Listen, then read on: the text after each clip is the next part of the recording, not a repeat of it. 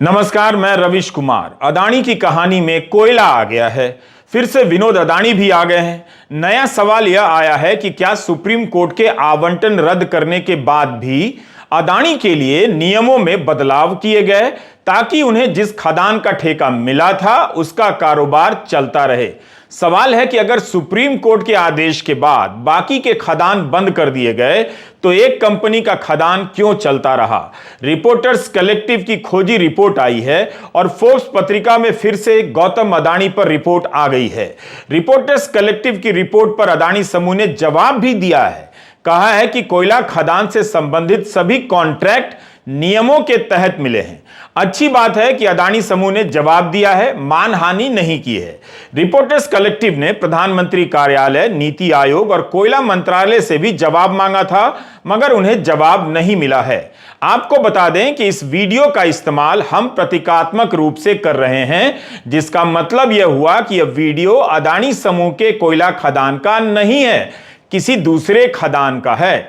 आज हम जिस रिपोर्ट की बात कर रहे हैं वो रिपोर्टर्स कलेक्टिव के पत्रकार श्री गिरिजेश जलिहल और कुमार संभव की है। यह रिपोर्ट अल जजीरा की वेबसाइट पर छपी है। इस रिपोर्ट में बताया गया है कि 2014 में सुप्रीम कोर्ट ने 204 कोयला खदानों को निरस्त कर दिया।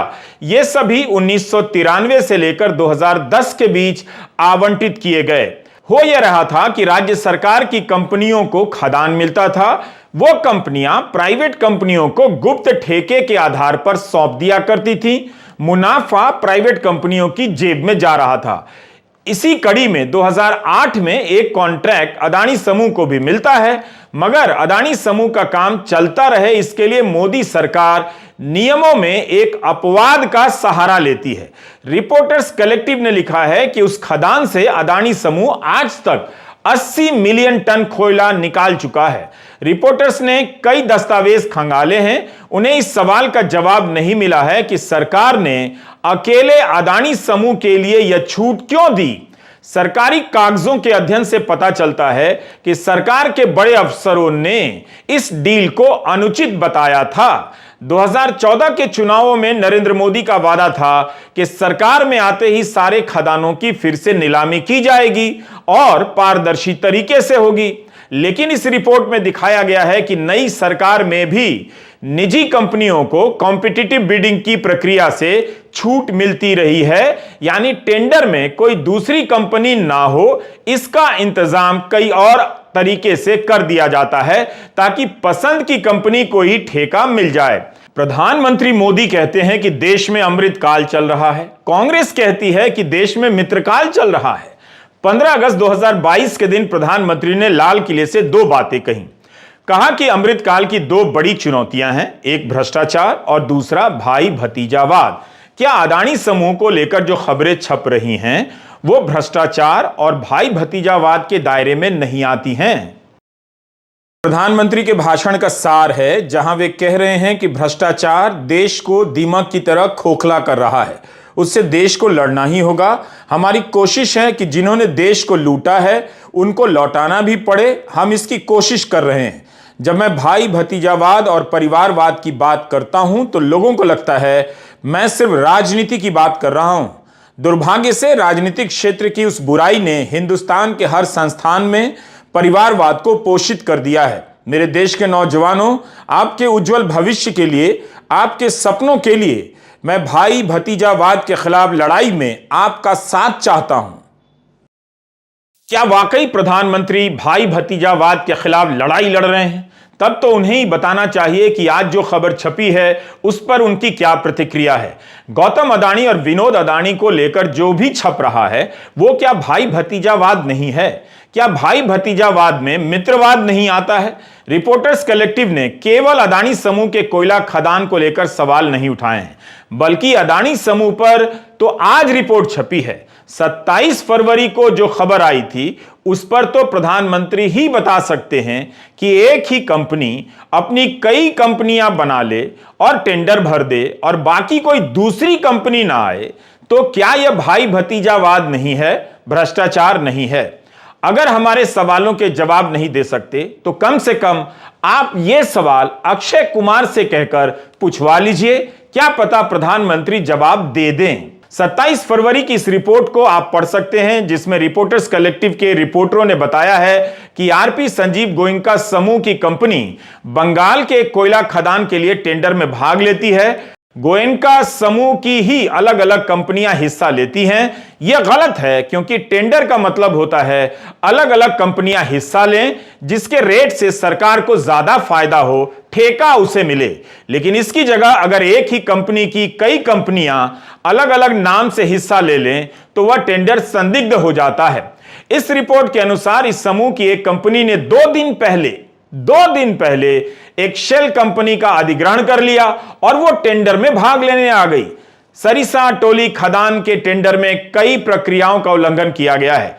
सीएजी यानी नियंत्रक एवं महालेखा परीक्षक ने इसके साथ साथ 10 अन्य खदानों के टेंडर को लेकर सवाल उठाए थे।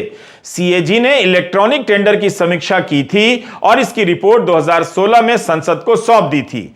इस रिपोर्ट के लिए रिपोर्टर्स कलेक्टिव ने सभी पक्षों से जवाब मांगा, मगर रिपोर्ट में लिखा है कोयला मंत्रालय, सीएजी और आरपीएस गोयनका ग्रुप ने कोई जवाब नहीं दिया।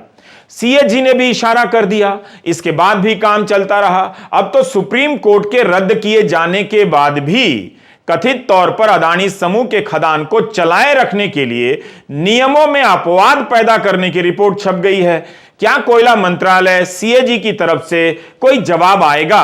अदानी ग्रुप ने तो कहा है कि कोयला खदान का जो भी आवंटन हुआ है वह पारदर्शी तरीके से हुआ है, कॉम्पिटिटिव बिडिंग प्रोसेस से हुआ है। अदानी समूह ने रिपोर्टर्स कलेक्टिव से कहा कि इस प्रक्रिया से जुड़े सवाल संबंधित अथॉरिटी से ही पूछे जाएं। अदानी समूह और कोयला खदान को लेकर पहले भी खबरें छप चुकी हैं। 2018 में कैरवन पत्रिका ने अदानी समूह और कोयला खदान को लेकर कवर स्टोरी छापी थी। कवर पर कोलगेट 2.0 लिखा है। अदानी समूह ने इस पर कोई मानहानि नहीं की। इस पर कैरवन ने अपने यूट्यूब चैनल के लिए पत्रकार नीलिना एमएस से बातचीत की है। नीलिना ने ही 2018 में कवर स्टोरी की। नीलिना से बातचीत कैरवन हिंदी के संपादक विष्णु शर्मा ने की है। यहां अदानी समूह की इस बात के लिए तारीफ करनी होगी कि इस रिपोर्ट पर मानहानि नहीं की गई। बड़े लोग जब बड़ा दिल दिखाएं तो तारीफ बनती है। उम्मीद है पुरंजय गुहा ठाकुरता के खिलाफ मानहानि का नोटिस वापस ले लिया जाएगा। वहीं 2018 में प्रकाशित नीलिना की इस खोजी रिपोर्ट को उस साल सर्वश्रेष्ठ रिपोर्ट का Asian college of journalism award मिला था। उसके बाद नीलिना ने अडानी के कामकाज पर और भी कई रिपोर्ट की। हमारा एक और मकसद है कि आप दर्शक दूसरे ऐसे बेहतरीन पत्रकारों के बारे में भी जानें जो बहुत अच्छा काम कर रहे हैं। जानने के लिए मेहनत कीजिए, वरना आपको अंधेरे में रखकर कोई खजाना साफ करने की मेहनत में लगा मिलेगा। मेरी इस बात को लिखकर पर्स में रख लीजिए। वैसे किसी भी कहानी में कोयला आ जाए, गोदी मीडिया उसे कोयल की कूक में बदल देता है। कैरवन की यह बातचीत आप उनके यूट्यूब चैनल पर जाकर देख सकते हैं। फिर दीवार से, सही में दीवार से सवाल पूछ सकते हैं कि देश में अमृतकाल चल रहा है या मित्रकाल। आखिर इन आरोपों की जांच क्यों नहीं हुई? लोकसभा में प्रधानमंत्री मोदी अदानी समूह पर लगे आरोपों का बिंदुवार जवाब दे सकते थे, क्योंकि आरोप उन पर भी लग रहे थे। मगर उन्होंने कह दिया कि जो आरोप लगे हैं उन आरोपों को उन लोगों के बीच से गुजरना होगा, उनका भरोसा हासिल करना होगा जिन्हें सिलेंडर, मुफ्त अनाज और घर मिला है। दीवार फिल्म में ऐसा ही हुआ था, ठीक ऐसा ही हुआ था, जिसमें इंस्पेक्टर भाई रवि वर्मा अपने स्मगलर भाई विजय को कहता रहा, भाई तुम साइन करोगे या नहीं आरोप पत्र पर। स्मगलर बन चुका विजय वर्मा कहता है, जाओ पहले उस आदमी का साइन लेकर आओ। फिर वो गिनाने लग जाता है किस किस के साइन लाने हैं। क्या जिसे सिलेंडर मिला है उसे पता है कि अदानी समूह पर क्या आरोप लगा है? बताइए, जिसे मुफ्त अनाज मिला है, उज्ज्वला का सिलेंडर मिला है या प्रधानमंत्री आवास योजना के तहत घर मिला है, उसके पास कैरवान, इकोनॉमिस्ट, ब्लूमबर्ग की रिपोर्ट कैसे पहुंचेगी? एक तो ये सब अंग्रेजी में है और बहुत सारी पत्रिकाएं बाहर की हैं। हमारी मांग है कि प्रधानमंत्री इन खबरों का हिंदी अनुवाद छपाकर अपनी योजनाओं के लाभार्थियों के घर घर पहुंचा दें। Do you get my point? वैसे घरेलू गैस सिलेंडर के दाम 50 रुपए बढ़ा दिए गए हैं, दिल्ली में 14.2 किलोग्राम के एक सिलेंडर का दाम 1103 रुपए हो गया है। मार्च 2021 में एक सिलेंडर 819 रुपए का मिला करता था। उम्मीद है इस दौरान आपकी कमाई भी अदानी समूह की तरह बढ़ गई होगी। सवाल है कि ईडी की जांच क्यों नहीं हुई? सुप्रीम कोर्ट के जज की निगरानी में जांच क्यों नहीं हुई? संयुक्त संसदीय समिति से जांच कराने की मांग क्यों नहीं मानी गई? जनता के प्रतिनिधियों की निगरानी में जांच नहीं होती है और कहा जाता है कि जनता से पूछ कर आओ, उसका साइन लेकर आओ। जाओ भाई जाओ। सेबी की जांच से संबंधित एक खबर छपी है ब्लूमबर्ग में, जिसे मनी कंट्रोल वेबसाइट ने भी खबर बनाकर छापा है। यह खबर सूत्रों के हवाले से है। सेबी की तरफ से कोई औपचारिक घोषणा नहीं की गई है। सूत्रों के हवाले से छपी इस खबर में लिखा गया है कि सेबी हिंडनबर्ग के आरोपों और अदानी के जवाबों का परीक्षण कर रही है, मगर अभी तक कोई अनियमितता सामने नहीं आई है। यह भी लिखा है कि सेबी अदानी समूह की कंपनियों के कारोबार और शेयर से जुड़ी सभी पहलुओं की समीक्षा कर रही है। मगर इस खबर में इस पर भी जोर दिया गया है कि सूत्रों ने कहा है कि सेबी के इस एक्शन को औपचारिक जांच नहीं समझना चाहिए। तो जब सेबी के परीक्षण को औपचारिक रूप से जांच ही नहीं मानेंगे तो फिर क्लीन चिट जैसे शब्दों के इस्तेमाल से बचना चाहिए। मामला ऑफशोर कंपनियों का है, यानी दूसरे देशों में बनी ऐसी कंपनियों का मामला है जिसके जरिए गुप्त रूप से लेन देन हुआ। मगर किसका पैसा है, उन कंपनियों का मालिक कौन है, उनका अदानी समूह के मालिक से क्या संबंध है, कंपनी से क्या संबंध है, ऐसे मामलों की जांच तो ईडी, सीबीआई जैसी संस्था ही कर सकती है। इन आरोपों को मनी लॉन्ड्रिंग के दायरे में लाया जा सकता है या नहीं, वही बता सकते हैं। आज शेयर बाजार में अदानी समूह के शेयरों में सुधार देखा गया। अदानी एंटरप्राइजेज में 2 दिन में 30% की वृद्धि देखी गई है। मार्केट कैप में 30,000 करोड़ की वृद्धि हुई है। अगर आप इसके सामने जीडीपी के आंकड़े देखकर खुश होना चाहते हैं, वो भी बता देते हैं। दिसंबर की तिमाही में जीडीपी की दर 4.4% रही। मैन्युफैक्चरिंग का आउटपुट लगातार 2 तिमाही में कम देखा गया है और उपभोक्ताओं की मांग में कमी देखी गई है। इसके बाद भी आपकी चुप्पी और खुशी के जो भी कारण हों, मगर देश की सच्चाइयां सरकारी विकास के विज्ञापन के पोस्टरों को फाड़ देती हैं। सीएमआई की रिपोर्ट में लिखा गया है कि फरवरी महीने में बेरोजगारी की दर बढ़कर 7.45% हो गई। मध्य प्रदेश में 3 साल से नर्सिंग की परीक्षा नहीं हो पा रही है। इस खबर का अदानी समूह की खबरों से गहरा संबंध लगता है। पूछिए कैसे? नौजवान जब अपने करियर की बर्बादी पर चुप रह सकते हैं तो जनता अदानी मामलों की खबरों पर क्यों नहीं चुप रहेगी? प्रधानमंत्री कहते हैं कि हवाई चप्पल वाला जहाज पर उड़े, वो ये चाहते हैं। मध्य प्रदेश में नर्सिंग के छात्र 3 साल से एक ही क्लास में हैं, उनकी परीक्षा नहीं हुई। इनके पांव में भी हवाई चप्पल होंगे, लेकिन ये तो 3 साल से एक ही क्लास में हैं, उड़ ही नहीं पा रहे हैं। 1 महीना पहले भास्कर की इस खबर की हेडलाइन है कि 3 साल से एक ही क्लास में है छात्र, अभी तक नहीं हुई है परीक्षा। एसडीएम को सौंपा गया ज्ञापन। 5,000 छात्रों का भविष्य किसकी वजह से अटका है, यह बहस करते रहिए, लेकिन इनका जीवन तो बर्बाद ही हो रहा है। 2 दिन पहले अमर उजाला में छपी इस खबर को आप ध्यान से देखिए। 28 फरवरी से परीक्षा होने वाली थी। हाईकोर्ट ने रोक लगा दी क्योंकि जनहित याचिका दायर की गई कि पुराने शिक्षण सत्र को मान्यता ही गलत तरीके से दे दी गई है। कॉलेजों ने वर्ष 2019 से 21 की संबद्धता जुलाई 2022 में ली, जो गलत है। लेकिन इसकी सजा कौन भुगत रहा है? जो छात्र है। जाहिर है हिंदू मुस्लिम के डिबेट में फंसा दिए गए युवा प्रधानमंत्री के हिसाब से अमृत पीढ़ी अपनी बर्बादी पर शायद चुप है, या उन्हें पता ही नहीं चल रहा कि वे बर्बाद किए जा रहे हैं। परीक्षा से 1 महीना पहले मान्यता दी जा रही है, यह सब हो रहा है। इस तरह से तो अमृत पीढ़ी के जीवन से खेला जा रहा है। हिंदी के अखबारों ने अपना रास्ता बदल लिया है। चैनलों को सांप्रदायिकता फैलाने के नोटिस मिल रहे हैं। अदानी की कहानी भारत के कॉरपोरेट गवर्नेंस के संकटों की कहानी से ज्यादा भारत के मीडिया के पतन की कहानी है। काश कोई डरपोक होने और चापलूस होने को भी श्रेष्ठ मानवीय गुण घोषित कर देता, ताकि गोदी मीडिया के एंकर खुलकर और भी चापलूसी करते नजर आते। मगर गुजरात समाचार को देखिए। 22 फरवरी के गुजरात समाचार की हेडलाइन कहती है कि असली मास्टरमाइंड विनोद अदानी नकली कंपनियों द्वारा अरबों डॉलर डालते हैं। असली और नकली के इस्तेमाल से गुजरात समाचार ने फोर्ब्स पत्रिका की रिपोर्ट को गुजरात के पाठकों के बीच पहुंचा दिया है। फोर्ब्स की यह रिपोर्ट 17 फरवरी को आ गई थी। इसमें लिखा है कि हिंडनबर्ग की रिपोर्ट बताती है कि अदानी समूह के स्टॉक का दाम ऊपर चढ़ाने के लिए किस तरह से ऑफशोर कंपनियों का इस्तेमाल हुआ। उसके बाद फोर्ब्स ने रिपोर्ट छापी है कि कैसे इन ऑफशोर कंपनियों का संबंध गौतम अदानी के बड़े भाई विनोद अदानी से है। फोर्ब्स पत्रिका ने इसके पहले भी विनोद अदानी पर रिपोर्ट की थी, जिसके बारे में हमने अपने वीडियो में भी बताया। अब एक और रिपोर्ट आई है, नई रिपोर्ट आई है।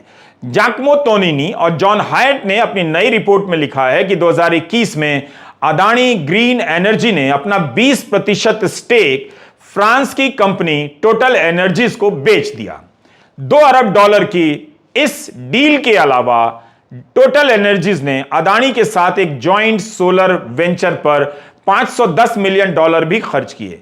फोर्ब्स ने लिखा है कि इस डील में एक खासियत थी, सीधे सीधे शेयर खरीदने के बजाय टोटल एनर्जीज ने मॉरिशस के 2 फंड का अधिग्रहण कर एक तीसरे मॉरिशस फंड से किया जिनके पास वो स्टॉक थे। फोर्ब्स ने लिखा है कि कई शेल कंपनियों के जाल को सुलझाने से पता चलता है कि इस तीसरे फंड का अंतिम मालिक विनोद अदानी है। अभी फरवरी में ही खबर आई थी कि टोटल एनर्जीज ने अदानी ग्रुप के साथ अपने ग्रीन हाइड्रोजन के एक प्रोजेक्ट में $4 अरब के निवेश पर रोक लगा दी है। मगर फोर्ब्स की यह खबर बता रही है कि टोटल एनर्जीज भी शेल कंपनियों के जरिए सौदा कर रही थी। क्या उसे पता था या धोखे में रखा गया? इसलिए इन सवालों के जवाब निष्पक्ष जांच से ही मिलेंगे। ये सब तस्वीरें कांग्रेस के सोशल मीडिया से ली गई हैं। कांग्रेस ने कहा है कि 6 मार्च से देश भर में ब्लॉक लेवल पर पर्दाफाश रैली की जाएगी। 13 मार्च को राजभवन मार्च होगा। अप्रैल में भी सभी राजधानियों में इस मसले पर रैली होगी।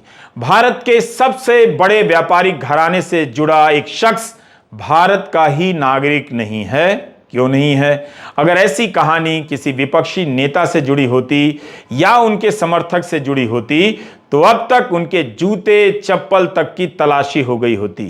सेंटर फॉर पॉलिसी रिसर्च, जो एक थिंक टैंक है जहां लोग नीति और राजनीति से संबंधित विषयों पर रिसर्च करते हैं, उसका FCRA लाइसेंस रद्द कर दिया गया है। अब इस संस्था को विदेशों से चंदा नहीं मिल सकता। कहा जाता है कि इस संस्थान से जुड़े लोगों के लेखों में सरकार को लेकर सवाल पाए जाने के संकेत मिले हैं।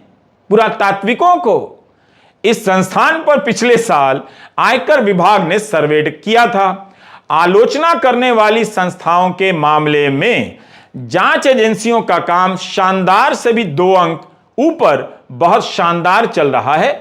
खबर यह भी है कि इंटरनेट बंद करने के मामले में भारत दुनिया भर में लगातार 5वें साल सबसे आगे चल रहा है। एक रिसर्च संस्था विदेशों से फंड नहीं ले सकेगी, मगर विदेशों में बैठकर फर्जी नाम से कंपनी बनाकर कोई इस देश में कारोबार कर सकता है। यह वीडियो भी प्रतीकात्मक है, फिर से बता रहे हैं। मतलब हम किसी समूह को चिन्हित नहीं कर रहे, मगर इसके सहारे हम अपनी बात रख रहे हैं। अदानी समूह को कोयला खदान देने के मामले में भाई भतीजावाद के आरोप लगे, सुप्रीम कोर्ट के आदेश की काट निकालने के आरोप लगे, कोयला का मामला आज भी साफ साफ नहीं लगता है। अदानी समूह ने खंडन करते हुए एक बात कही कि प्रक्रियाओं के बारे में सरकार से पूछिए। सरकार तो जवाब ही नहीं देती है, इसलिए सवालों का धुआं हवा में बिखरा हुआ है। अब खबरें छपने लगी हैं कि अदानी समूह को किसी सॉवरेन फंड से $3 अरब का कर्जा मिल गया है। यह खबर भी सूत्रों के हवाले से छप रही है। सूत्र ही आजकल संपादक बने हुए हैं। पिछले 2 दिनों में अदानी समूह ने शेयर बाजार में 30,000 करोड़ की रिकवरी की है। अदानी समूह पर लगे आरोपों की जांच होगी या नहीं, सरकार जवाब देगी या नहीं, इसका पता नहीं है। लेकिन इसका मतलब यह नहीं कि देश ठप हो गया है। अभी भी लोग घंटों जाम में फंसे हुए हैं। गुरुग्राम में एक शख्स चौराहे पर रखे गमले चुरा रहा था। पुलिस ने गमला चोर पकड़ लिया है। चोर दरवाजे से कंपनियां बनाने वाले बचाए जा रहे हैं और गमला चुराने वाले पकड़े जा रहे हैं। यह अगर अमृत काल नहीं है तो मित्रों से पूछकर बताइए फिर कौन सा काल है? कोयला काल है या कोयल काल है? भारत का मीडिया कोयल की तरह coo coo and coo coo dash dash dash कर रहा है। मुख्यधारा का मीडिया हजारों करोड़ के विज्ञापन डकार रहा है, मगर उसकी तरफ से इन मामलों में एक भी ढंग की रिपोर्ट नहीं आ रही है। नमस्कार, मैं रवीश कुमार।